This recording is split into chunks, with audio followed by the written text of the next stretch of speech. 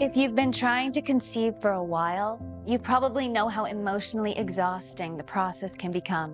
What starts with excitement and hope can slowly turn into constant tracking, timing, planning, and worrying. You find yourself checking calendars, monitoring ovulation, and wondering whether this month will finally be the month.